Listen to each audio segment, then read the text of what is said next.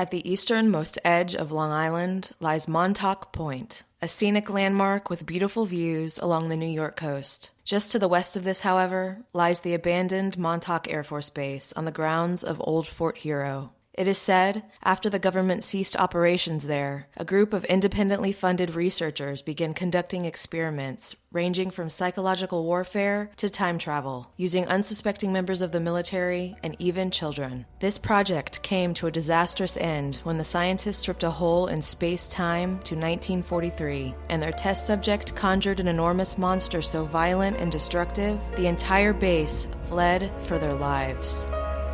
You're listening to Creep It Real, and today we are covering the Montauk Project.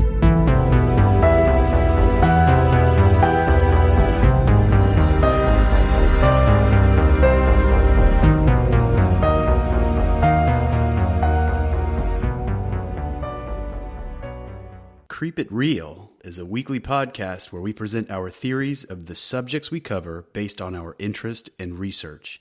Some material may be graphic and disturbing, so proceed with caution. All right, everybody, we are back. Shai's back this week. Hi. Thank goodness. We've noticed a lot of new listeners in the past week, and we really appreciate any sort of word of mouth or exposure for the podcast. And it's really exciting every time Ashley checks the status, and then she'll send me over screenshots. So it's been something that keeps us jazzed up and ready to make more podcasts for y'all. Big time. Yeah, we definitely appreciate all the new listeners. Thanks, guys. And hearing from you is pretty exciting, too, so keep that up. I'm a big nerd, so just keep that in mind. All right, this week we are discussing something that, true or not, it's a little mind-blowing. Like, the whole thing is just kind of giving me a major puzzled brain. Like, it's just mixed up, man. Yeah, we're not here to tell you that this was something that actually happened or try to convince you that the story is legitimate, but it is very interesting to see how far the human mind does go when it kind of gets into these wormholes, so to speak. And also, I also am not here to tell you it's not true either. So that's, let me just say that. Like, I'm a skeptic, but there are things that kind of, sometimes it's just so bizarre that there might be some truth to it. Truth is stranger than fiction most of the time. So in case you didn't see our little teaser post, we are discussing the Montauk Project and a little bit of just a little background of like the Philadelphia experiment, but our main topic today is going to be the Montauk Project and everything that went on at the Montauk Air Force Base in New York. Yep. So it is this has opened up, in my head at least, just all of these different rabbit holes of possibilities, and just really, like I said, right now I'm like almost in a state of I can't talk because my mind has been blown for a continuous amount of days, the past week, I guess you would say. I don't know why, but this just popped in my head. I don't know if any of you have seen the movie Gentleman Bronco, but when we talk about like things that happened during the Montauk Project and Philadelphia experiment, it just kind of reminds me of when they're like riding their battle stags and blasting lasers at each other in that movie Gentleman Bronco. If you haven't seen it, you really should. I haven't seen it. It's hilarious. I do love Jermaine Clement. Yeah.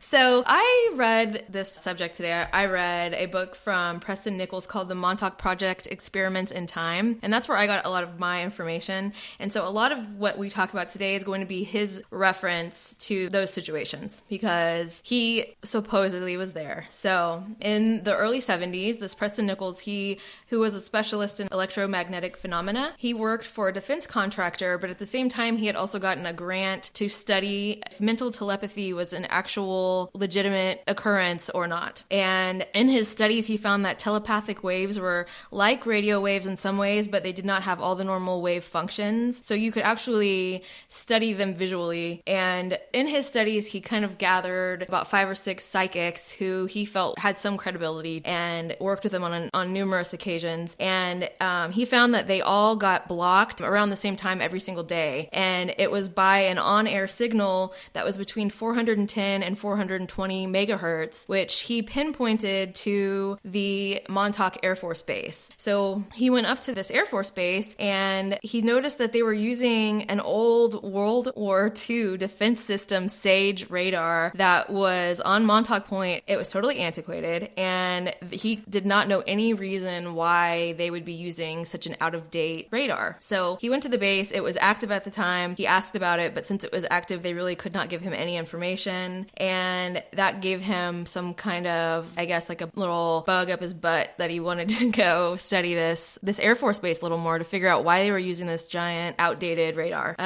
So 10 years later, a friend called him up and told him that the Air Force Base had actually been shut down, and he was like, hey, do you want to go explore it? Because that's what friends do. Sounds like fun. Yeah. So when they arrived, the base was completely abandoned. Gates and doors were open, windows were left open, and it wasn't like a typical military shutdown, like you would normally think, keep out signs and locked doors.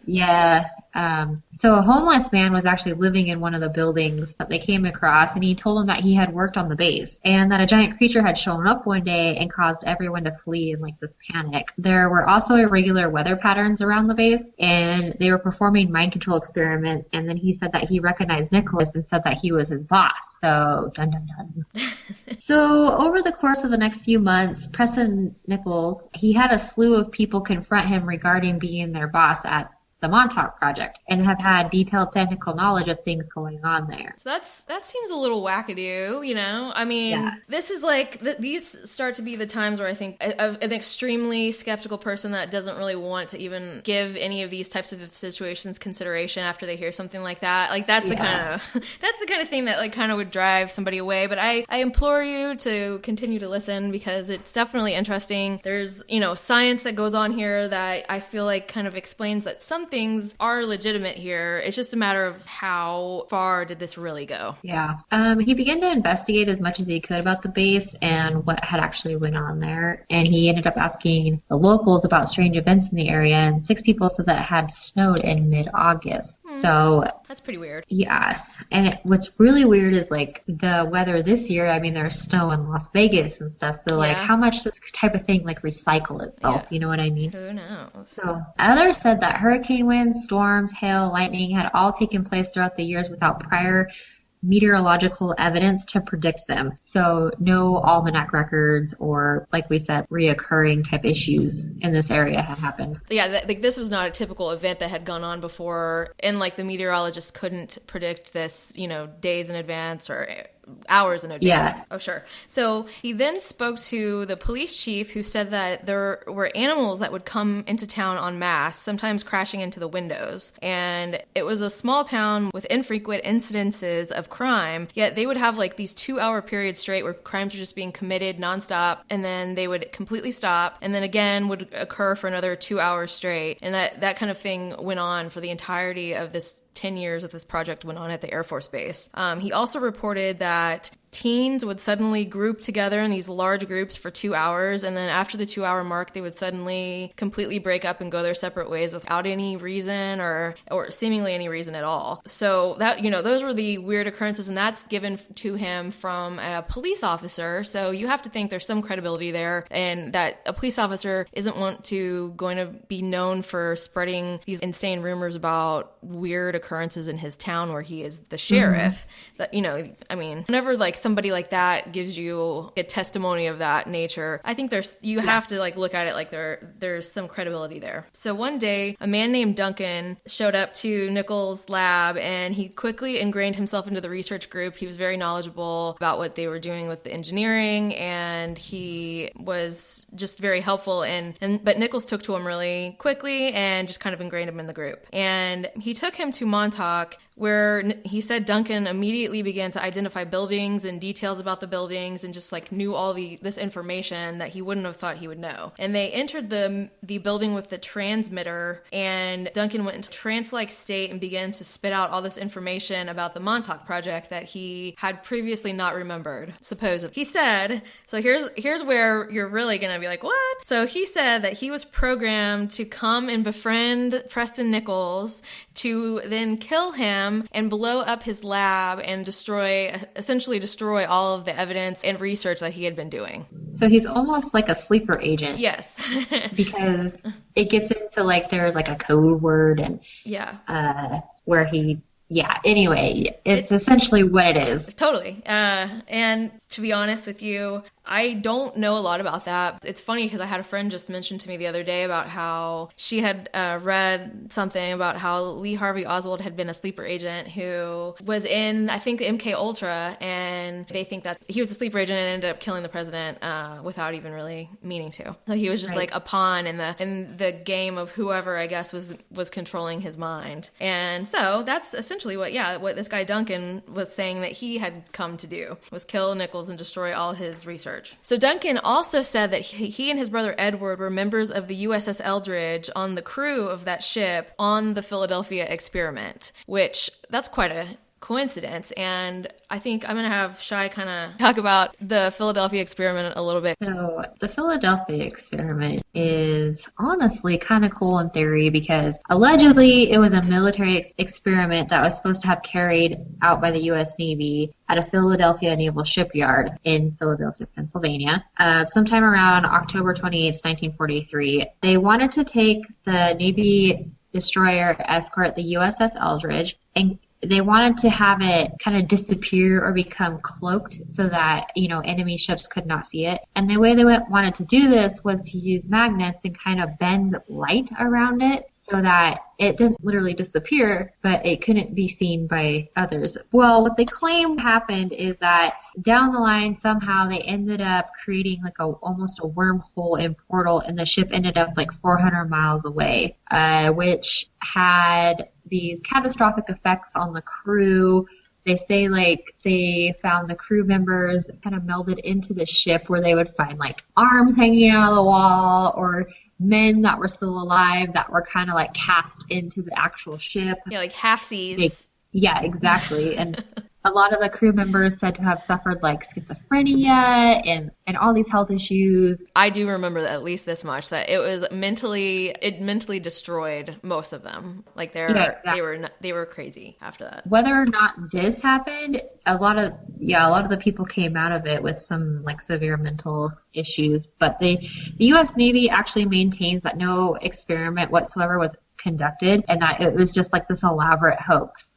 Yeah, I mean, if it did happen, of course they say that, but also is pretty bizarre for sure. Yeah, so it gets into like this huge ordeal where like an astronomer and UFO buff named Morris K. Jessup, he wrote a couple books called The Case for the UFO about unidentified flying objects and how they actually fly, and that they use magnets to create propulsion because, you have like the Earth has like natural magnetic force. So if you take a ship and you have like the opposite magnetic push-pull, it's going to make it fly up or whatever. But he was kind of seen as like a wackadoo. So, which, could be that he's a wackadoo. It also could be a good way to discredit people that have, some advanced theories. I'm just playing devil's advocate here. I mean, they're saying, like when the ship was transported or teleported to New York, that they had encountered aliens and they were kind of like in another dimension and they had contact with like these other beings, and it's just...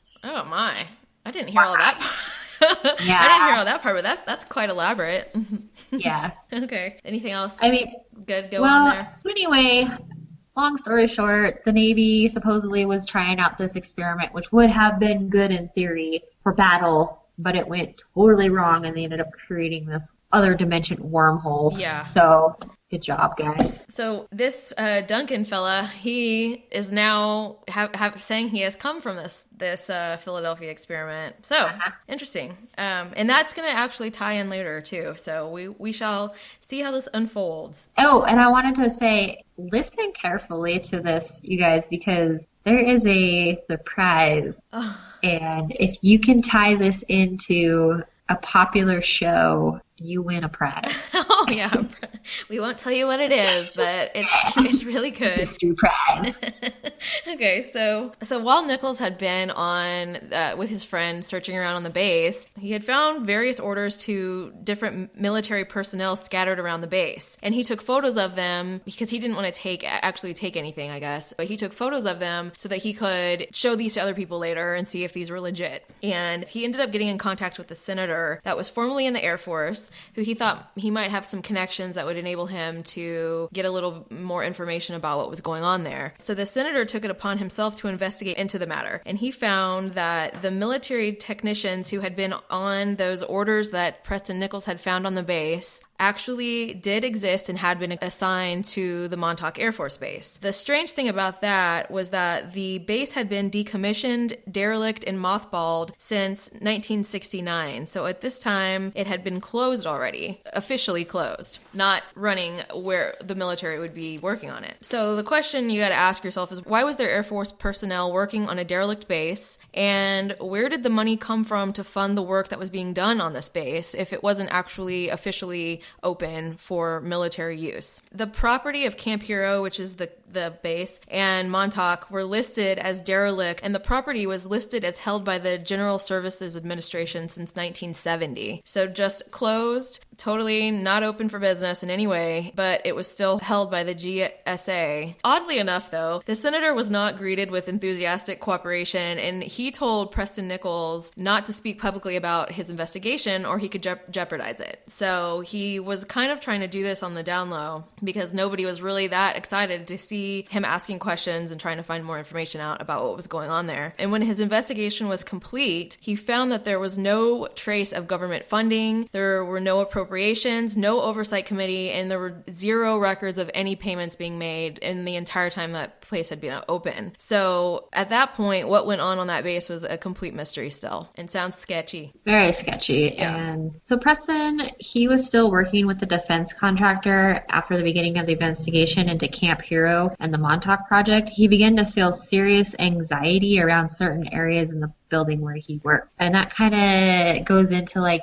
when you get those weird gut feelings when you're in a place, you really shouldn't be. I think it happens to everybody, at some point in their life. Also, think about the diet law. I'm bringing these guys up every episode, it seems, but think about the diet law of people and how we learned that how certain infrasonic waves can make you feel extreme unease or discomfort. And to me, this all kind of ties into that as well. So anyway. So, if they were really messing around with magnets and electricity and all that stuff, then this is a very, real possibility that these feelings were legitimate, but were coming from a scientific explanation. Yeah. He asked around about a particular locker room and found that only 10 people in the company had clearance to enter this room. After investigating it a little bit more, he found 2 people who had gotten clearance to enter the room, but they told him they couldn't say anything to him pertaining to the room, and the conversation just ended there. And then 2 weeks later, he says the room's door was suddenly open and had been completely cleared of any and everything that had been in there. So he asked a couple questions and the room's cleared completely. Yeah.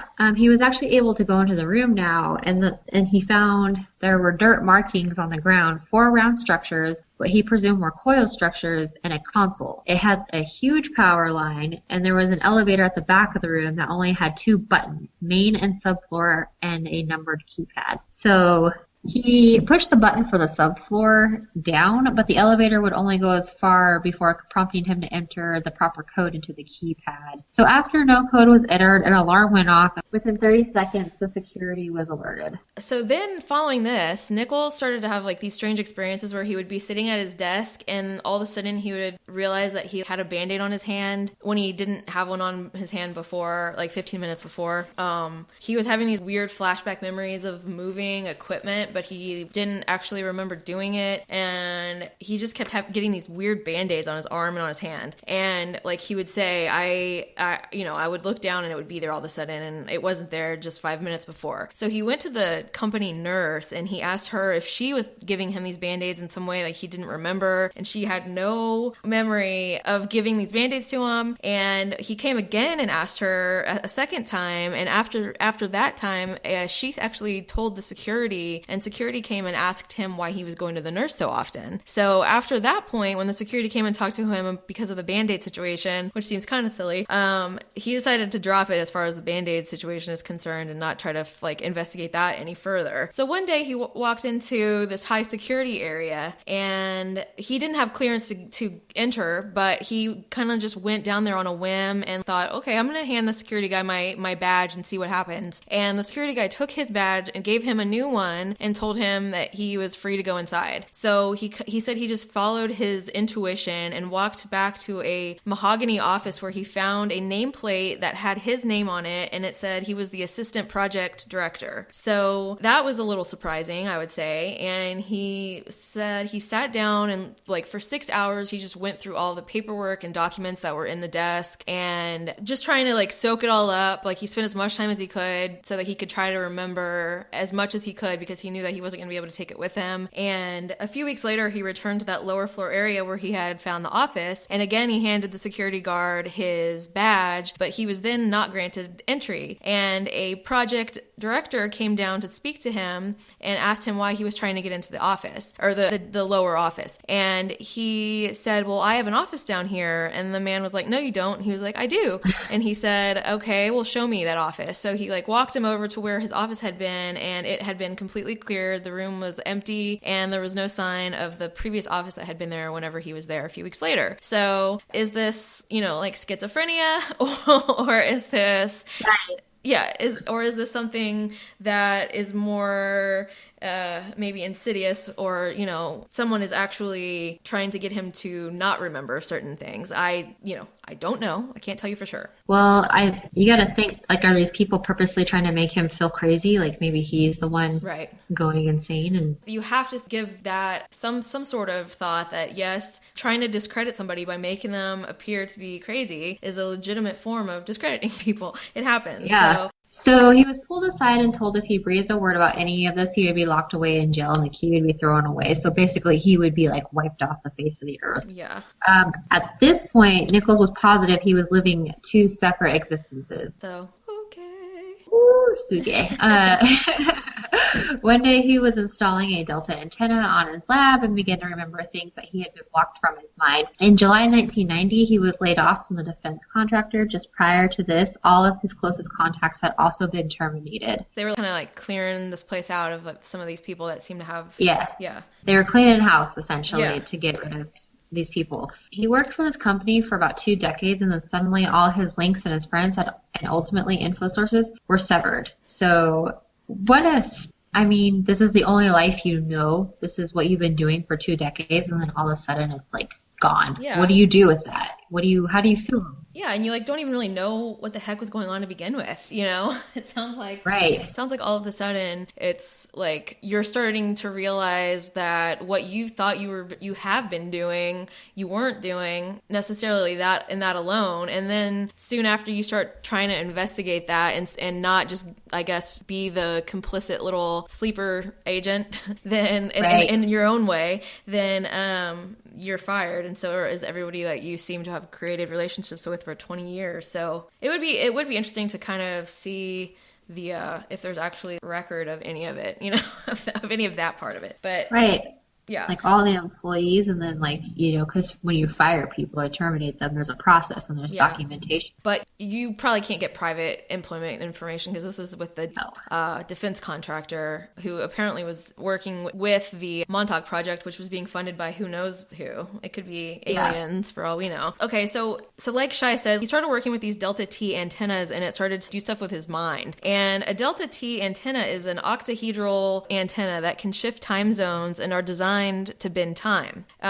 Delta T actually stands for delta time, which delta is used in science to show a change in something, and then T being time, changes in time. This is a change in time. Just to kind of give you a little background on delta antennas, they all come into play many times in the story. So in the 1940s, the government began weather control programs under the code name Phoenix. The information and technology for these programs came from Dr. Wilhelm Reich, an Austrian scientist who worked with Sigmund Freud and Carl Jung. And the FDA actually supervised a massive book burning of all of his material and destroyed most of his lab equipment from these weather control programs. So Reich was known for orgone energy or orgasmic or life energy, and his experiments revealed that orgone energy was extremely different than ordinary electromagnetic energy, and he was able to prove this energy existed in the lab. So it was written about in various psychiatric and medical journals of the time. He associated orgone energy with cosmic energy and the Newtonian concept of the ether, and none of these views at the time were supported from conservative scientists. Common modern research shows that vacuum space contains complex properties that are dynamic in nature and kind of support his theories of orgone energy and the concept of the ether. And a lot of this, I know you're going to be like, what are you saying?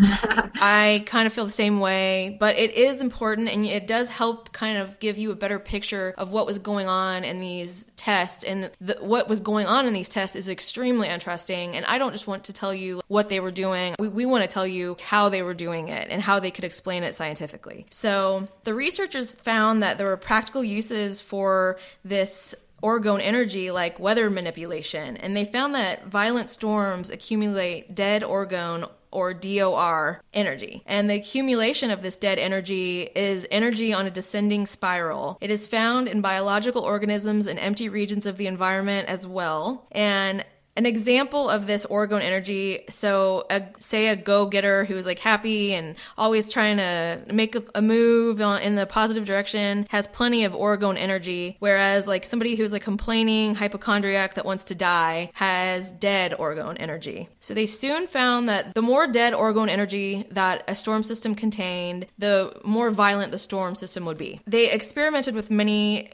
DOR busting forms and came up with a simple electromagnetic method to reduce violent storms. And in the 1940s, Reich contacted the government and told them about this weather manipulating technology. And even today, people are like, there's some people out there that are convinced that the government actually controls our weather, and all these catastrophic natural disasters are man-made. I mean, I think that there has to be some, if this was going on back then, there has to be some advances in this by somebody. Now we'll see in a minute, like the government stopped doing this officially because of legal reasons, but well, duh.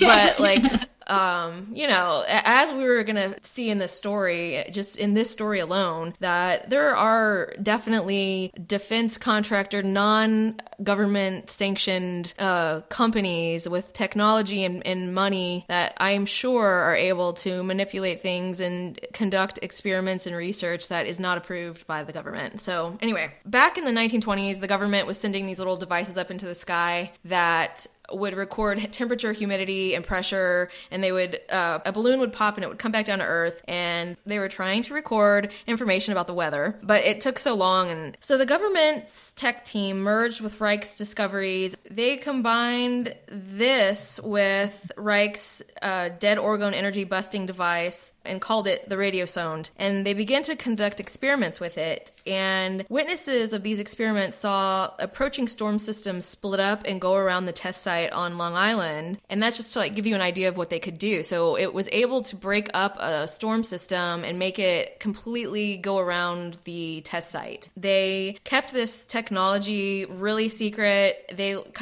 sent certain things up into the atmosphere, like these little devices, but they didn't want anyone to be able to really do anything with them whenever they fell back down to Earth. So they kind of lied about what they did and how long they were able to be in function. And obviously there was something with this DOR busting technology that the government really didn't want anyone else to, just normal citizens, to be privy to. So they were trying to hide something. Now what it was, I'm not sure, but obviously it's some sort of technology. So these little devices would transmit out certain waves, and it would end up breaking up a storm, or they could also make a storm build up. In addition to breaking up a storm, they could actually intensify them as well. So they were manipulating the weather, and like Shai said earlier, that is creepy and something that, is that going on now today? Who knows? Who knows? Yeah. So we have this project dubbed Project Rainbow resurfaced in the 1940s under the code name for the operations that brought about the Philadelphia experiment. They were continuing to research into the phenomena encountered on the USS Eldridge, which we mentioned earlier about the transporting and whatnot. Yeah.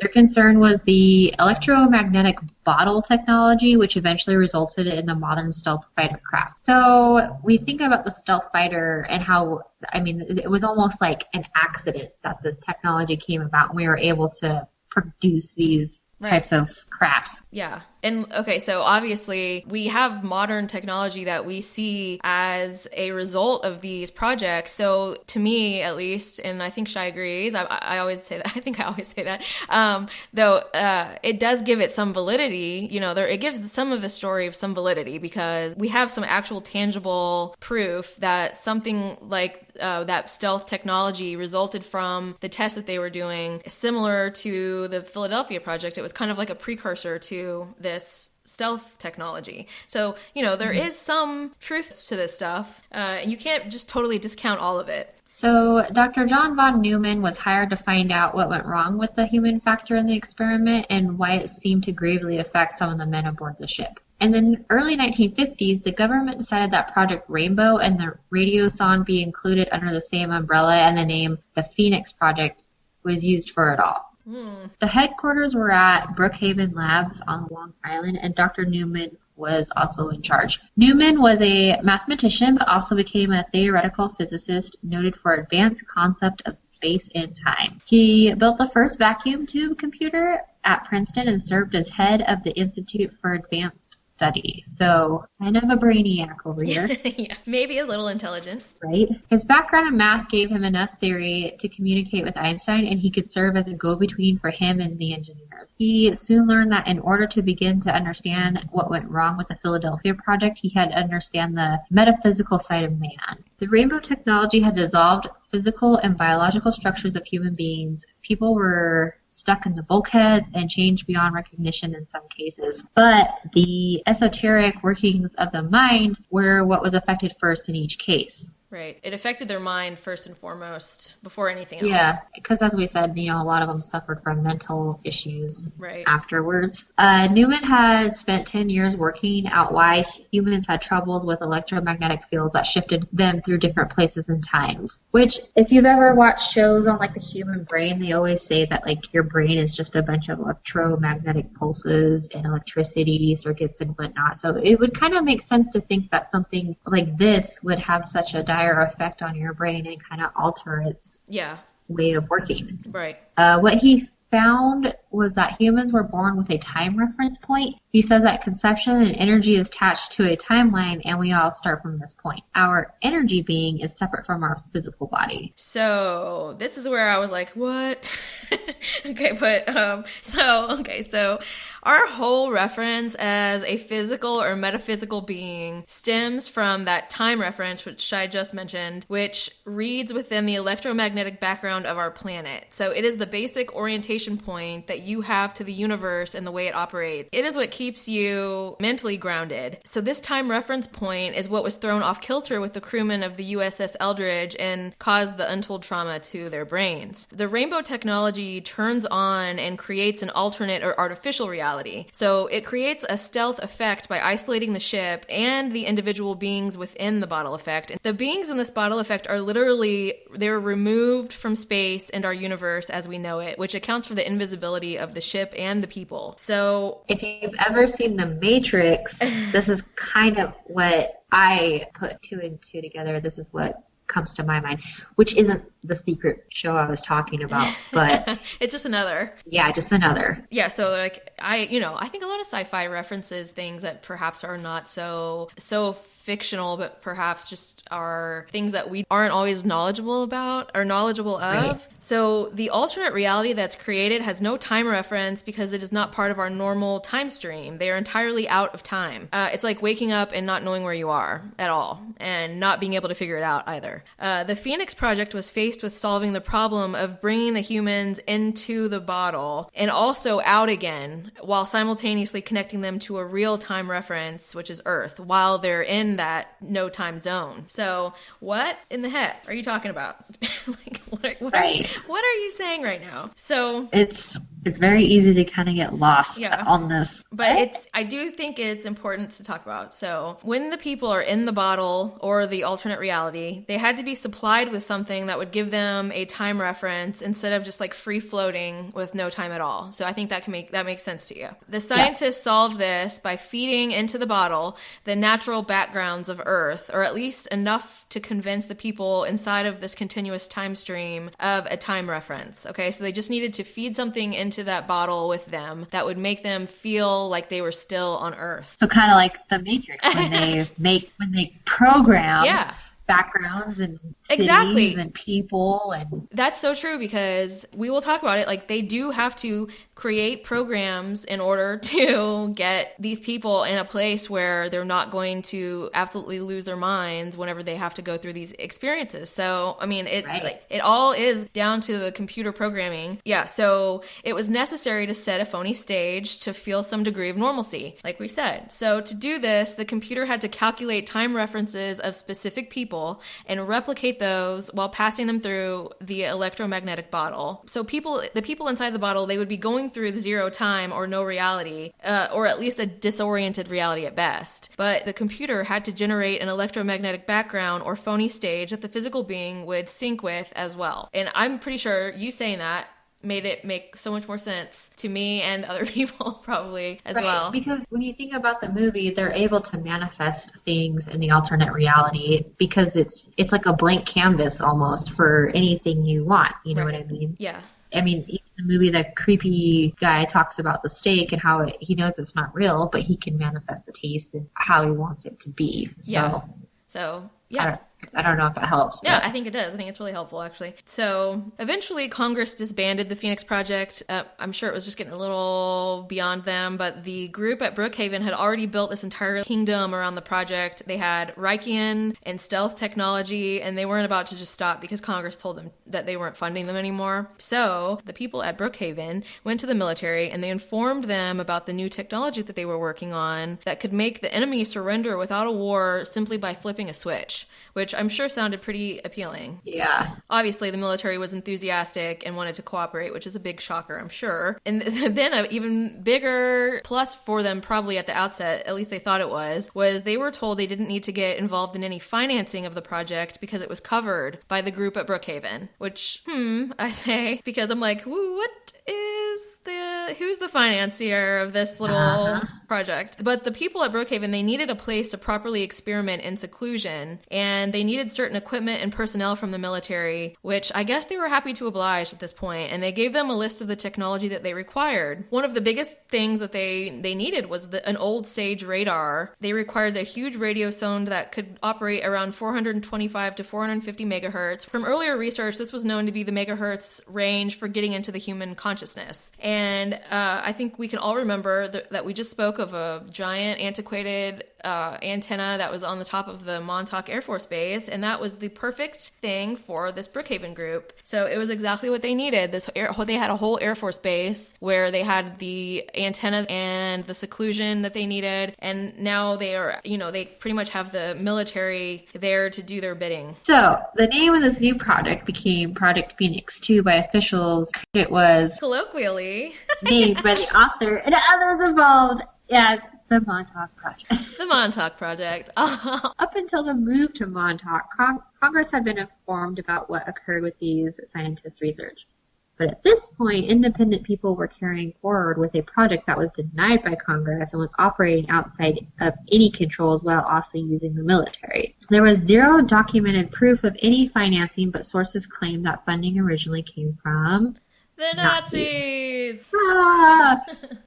Always the Nazis. Always. In 1944, an American troop train went through a French tunnel carrying $10 billion in Nazi gold. The train was dynamited in the tunnel carrying 51 GIs. The gold supposedly ended up at Montauk priced at $20 an ounce, $200 billion in today's currency, which financed the project for years. When the money finally ran out, it was then financed by the Krupp family, who controlled the ITT Corporation. The Krupps were the owners of the German munitions factories for World War I and World War II. After being found guilty of war crimes and complicity with Hitler, the head of the family was paroled from his light prison sentence and allowed to continue his notorious arms dealings. So this kind of shady Krupp character, who was notorious for arms dealings and war crimes, is supposedly the financer of the Montauk Project after the Nazi gold ran out. Supposedly.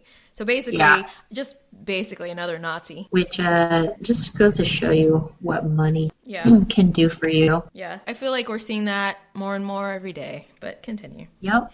So in the late 70s and 71, the Montauk Air Force Base Raider Battalion was actively being reestablished. They had to get staff and equipment working set up and working at the new research facility, which took about 1 year. The Montauk Project was underway by late 1971. The staff at the base was a mixture of military employees, government employees, and personnel of various corporations.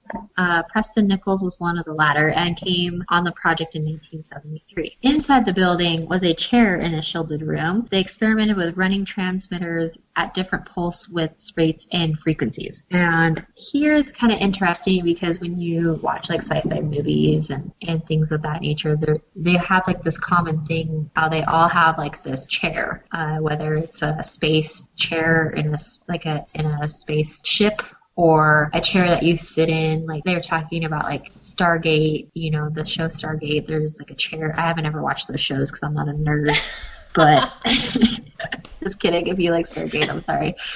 There's like a chair and it like transports you to your Stargate or whatever, and they're just kind of like these weird coincidences. Yeah, just like how we were talking about how the the Matrix again. Yeah. Oh, and the Matrix has a chair.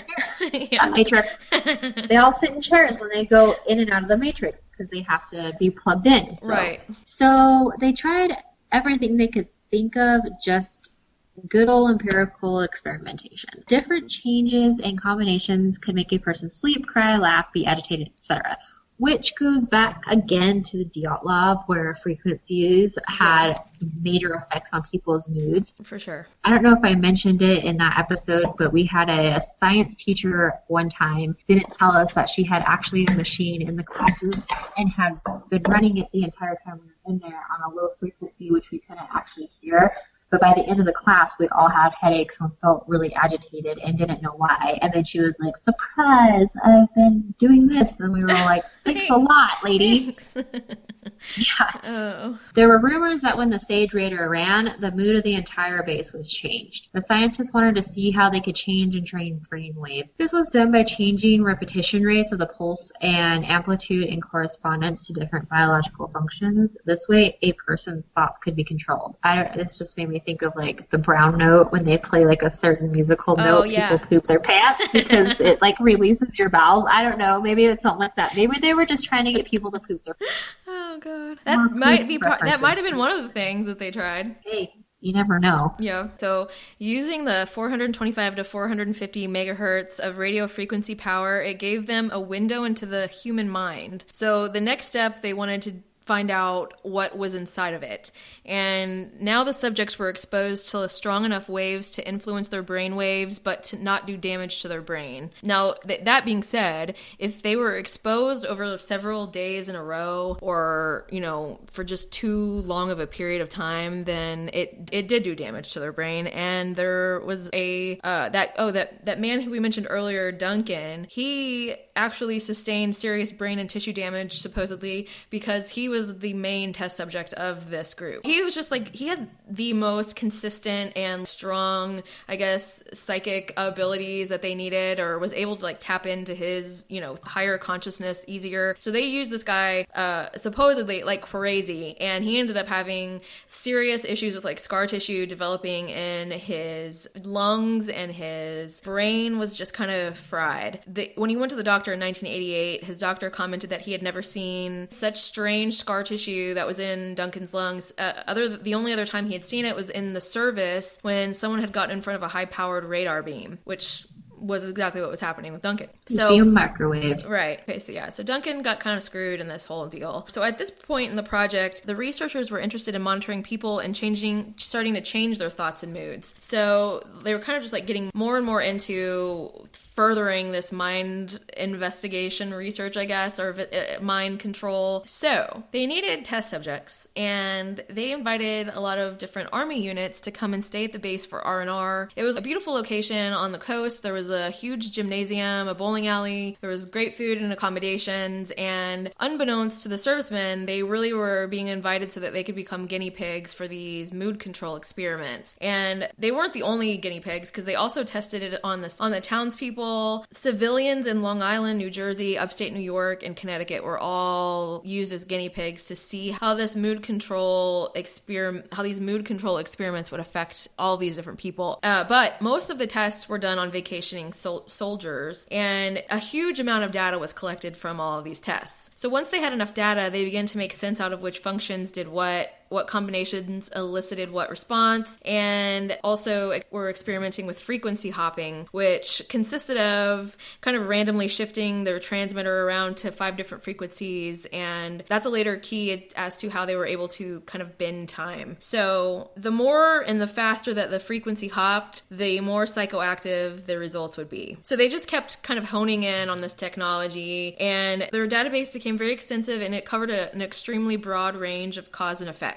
So they were coming up with a lot of different ways that they could elicit specific responses from their test subjects. It took about 4 years of research, and they continued to evolve the technology, and soon they had programs that could change people's moods, that could increase the crime rate, like we mentioned, the chief of police had mentioned earlier. It could make people agitated, and even animals within the vicinity were programmed to do strange things. I think this all sounds a little familiar. They also started to create programs where they could affect electronics. They ended up doing some tests one day where they were trying to stop all the electronics in a vehicle, or all the electric functions of a vehicle, and so some military vehicles were just kind of shut down completely mid-drive. This would be a war tactic, point a beam at their defense vehicles, and then they would just stop working. Right, and couldn't do anything with them. So that would be very helpful. So after several years of this research, they had finally developed a mind control device, and it was their next objective to create the precision technology they needed to be able to use it the way they wanted to. So they needed an amplitron, which is just this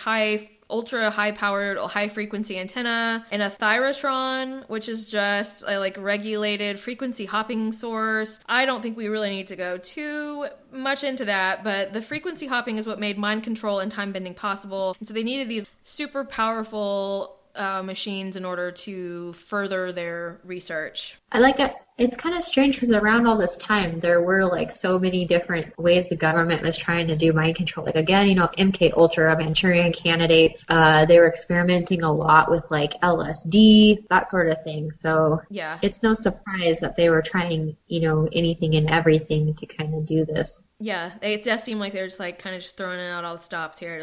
What? Yeah.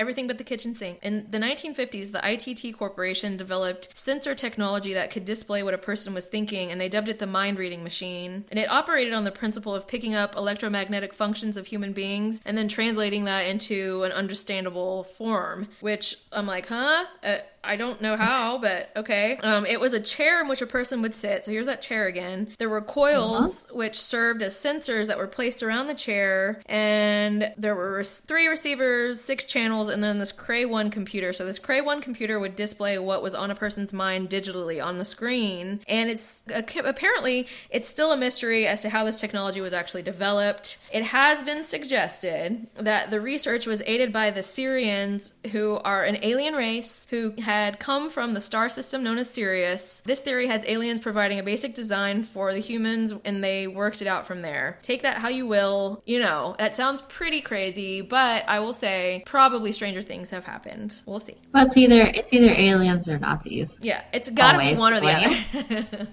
And the fact that that's always the case, that brings some suspicion in my head. The way it makes me think is you're hooked up to this machine and it's getting these brain waves, and it's almost like a 3D printer. Yeah. but it's like a rough sketch of what your brain's output is. Yeah. If that makes sense. I mean, I think so. Like an Etch-a-Sketch or something. Yeah. Because that's how magnets or whatever, how that Yeah. technology. the ultra... The aliens gave us Etch-a-Sketch. The ultra high technology of Etch-a-Sketch. Yes, Syrian technology. Mm-hmm. There were 3 sets of coils set up in a pyramid around the chair and another coil around the top of the pyramid to parallel the base coil. The person was placed in the chair inside the field of coils. The 3 sets of coils were then connected to 3 different radio receivers and 6 outputs. This device was supposedly reading the person's mind. The research team was able to detect signals that would represent the comparable functions of the human mind. These were solid signals that would change with a person's thoughts that were coming out of the receivers. The device was actually reading the human's aura, which is a word physics and metaphysics uses to describe the electromagnetic field that surrounds the human body. The same way human speech is carried via radio waves, this device was carrying thoughts. The 6 output channels from the receivers would then run through a digital converter, turning them into a computer language, and then fed them into the computer. A Cray 1 computer was used to decode what the receivers were picking up. So again, it's like in the Matrix where they have these computers that convert what the information being put in and out of the Matrix is, and they could kind of read what's going on through the code. Right. So which is like, they had to have something that could interpret this. Otherwise it's just... Is this the Matrix? Is this what this is? Are we in the Matrix? Is this the Matrix? Am I even here? I'm coming to that conclusion. Yeah. I don't know. I'm going to manifest myself a giant cheeseburger. As a giant cheeseburger or a giant cheeseburger to eat? Ooh. Don't become a giant cheeseburger. I can't. Yeah, make sure your thoughts are very clear. Yeah. So, from there, hard work and computer crunching was needed to get things to the point where the person would visualize something and a picture would appear on a computer monitor. Improvements and refinements continued until a 3D representation of the actual audiovisual aspect of the person's thoughts appeared on a computer monitor and could be printed. Again, like your brain is a organic 3D printer, and now your thoughts and whatever you were thinking could be physically printed out. Right. I mean, your mind is a computer of sorts. Right. Yeah, and you download information from the outside world, and you process it. So when people at Montauk heard about the mind-reading device, they thought it was great, and they wanted to turn it into a transmitter. This could possibly cut the risks to humans undergoing invisibility or time experimentation. The theory was that the person in the chair would transmit an alternate reality to the crew, like in the Philadelphia experiment. When the ship became invisible, the crew would then be in sync with the alternate reality and wouldn't become disoriented or mentally lost. And that was like the big problem that they said that they were facing is like these people would get stuck in this gray kind of area and we didn't know how to get out of it.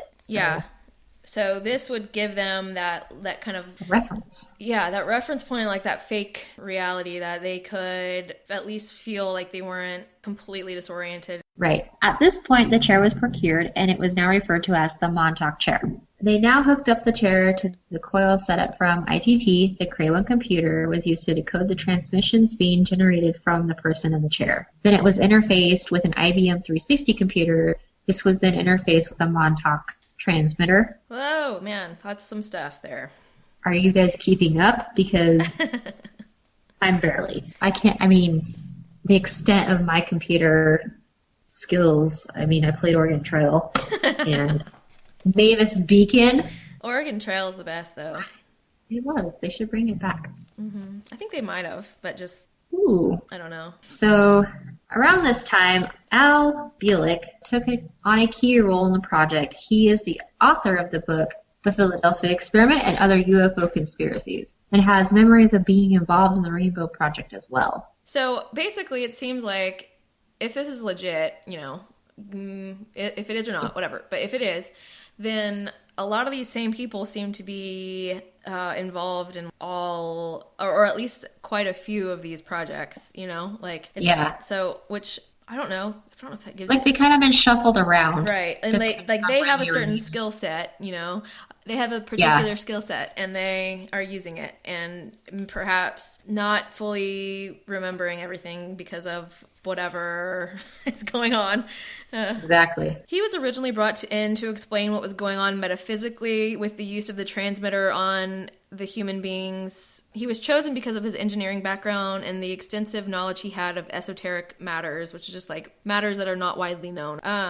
The researchers were getting tons of information from the Cray 1 computer that they didn't know what to do with, and it was this guy Al's job to begin to make sense of it. They had to convert what that Cray 1 computer was putting out so they could sync it with what the pulse modulation computer wanted, and the IBM 360 was eventually used as a translator. So the psychic would sit in a chair and think certain particular thoughts, and the Cray 1 would decode them, and then they would put those onto a 32-bit radio and put them into the IBM 360, and then the IBM 360 would then broadcast this out the transmitter. It was basically a thought form transmitted of what the person in the chair was thinking, essentially like a mind amplifier. So he would think something and it would be transmitted in broadcast. And it took them about 1 year before they had a signal that was actually readable. So after lots of work, they could finally get the psychic to concentrate on something, and the transmitter would send out a very clear representation of what he was thinking. And that was the first point in which the Montauk transmitter was working with high thought fidelity. So before this point, the chair had been at Brookhaven and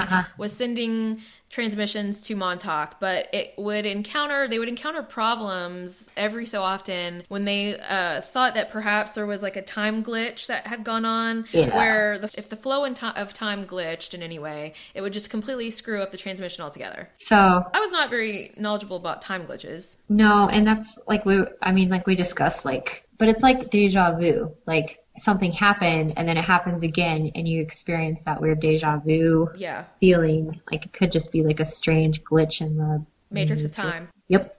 These glitches in time, I don't really know how to freaking explain them. Time is like a constant pulse, and certain things can disrupt it. Certain phenomena somehow, and I don't know what they are, disrupt this constant pulse of time, and it ends up changing the direction, the speed, or the flow of time. And those are known as time glitches, and they may just be beyond me. These theoretically occur now and again, but since we are referenced in our reality, we don't notice them typically. But like Shai was just saying, perhaps that's what a deja vu actually is, and it is us recognizing that there was some glitch in time, and there was we are able to kind of step out of our own reality for a second and realize, but not fully, obviously, because we still have no idea what they really are. Right. Or it could just be a total brain fart. Yeah. Or just like slipping. So with the chair being in the Southamptons and the people, the researchers being in Montauk, the experiments did not always work, and it was attributable to those time glitches. And it was imperative that they had to move that chair to Montauk in order to be able to continue on with their experiments without getting interrupted by time glitches. So it wasn't until they referenced the original prototype the chair was based off of, allegedly by those Syrians from the star system Sirius, and it wasn't identical to the one that ITT developed, as it had like different coils, and the coils were connected to crystals, which that's where I was like, what are you, like, come on, like, what are you talking about?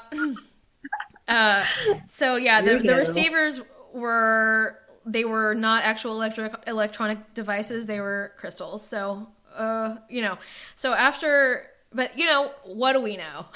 I guess is all I'm like, what do I really know? Maybe they were connected to crystals. So they put out secret bids for this chair and for a new improved design of this chair, and RCA won the bid. And RCA was who Nikola Tesla had designed receivers for back in the 1930s, and their Tesla receivers had very special coil structures. They were normal radio coils, but they were arranged in strange coupling patterns as set up and designed by Tesla. I think we all know of Tesla. Yeah. And know that he had some serious scientific knowledge that was beyond his time, it seemed.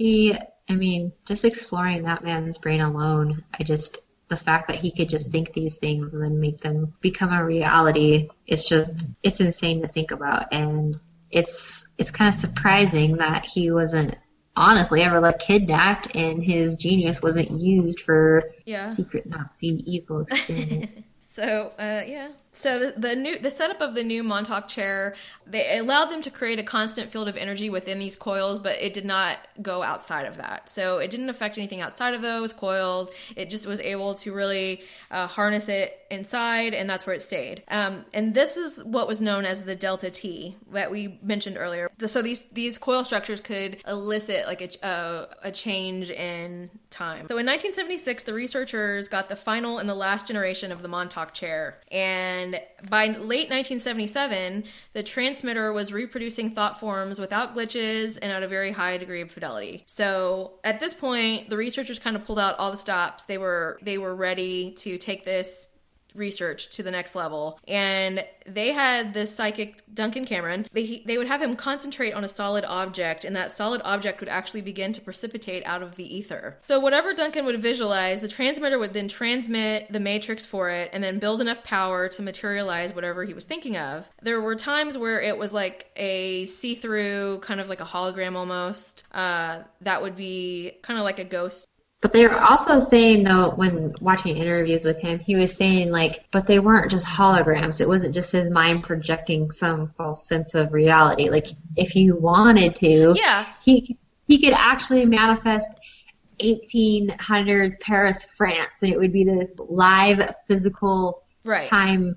And I'm like, okay, guy, but you know what I mean? But they were like convinced this was the real deal. Well, yeah, I mean, they said that he would also be able to materialize solid objects and even like a whole building, you know, like you just said, or like whatever. Like he said, if he thought about a building, it would appear on the base somewhere. So they had discovered pure creation out of thought with the use of this transmitter, supposedly. And after this was established, they wanted to see what they could do with this power. Clearly, they were ready to get going on even more creepy stuff. So they began an experiment that they dubbed the Seeing Eye, which that name alone, I'm like, okay. Saruman? Do what? Lord of the Rings. Oh,